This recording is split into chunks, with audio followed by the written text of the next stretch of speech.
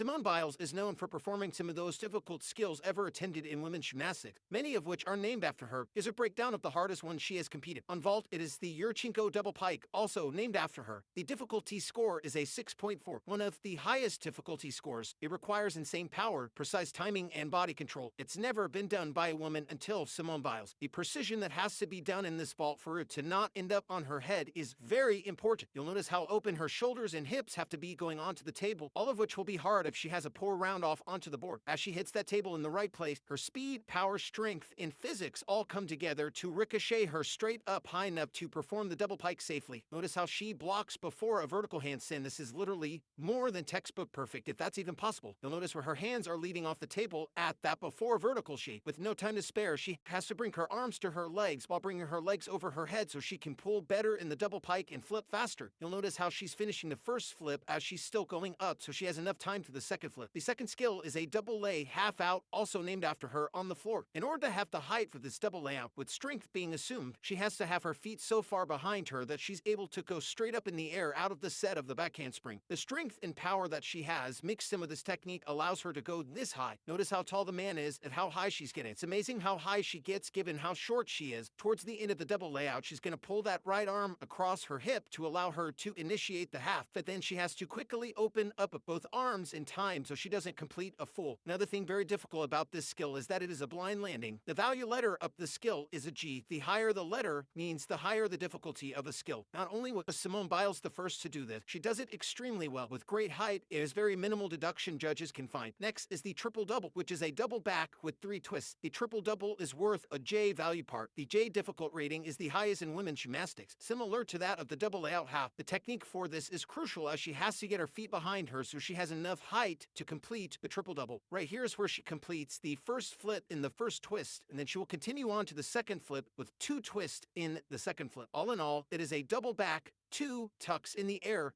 but 3 twists in the middle. Next is a double double or a double back with 2 twists in the air. The value of this skill has been controversial. It's valued at an H, although some believe it should be valued at a J. As for the technique of this dismount, the beforehand part before the double double is crucial. Each flick, Simone Biles must be looking at the end of the beam while stepping those feet down at the point of where she's looking to make sure this all goes well. If this doesn't go well, the double double doesn't go well. What's most impressive of this off the beam is she has to keep her feet straight while still twisting her arms to initiate the double double, easily allowing her to split the beat or miss her foot and resulting in her landing on her head. She's keeping her arms low to help the twist go faster while using her eyes to look where she's going to land. This is harder than the floor because there's not much bounce off the beat, so she has to be very strong and very tight. Now, Simone doesn't compete the most difficult bar. It's always been one of her weakest events, she admits, but even with it being one of her weakest events, she was still very strong on it, an event she's also received a title on before. Although there are no standout skills she may do in her bar routine or anything named after her, although there was a possibility she could do a new skill that would be named after her at the 2024 Olympics. She never ended up competing it, but still had a difficult bar routine in the end. A lot of appreciation should still go to her for her bars because she's worked really hard at it and making it, but it's still not an easy bar routine.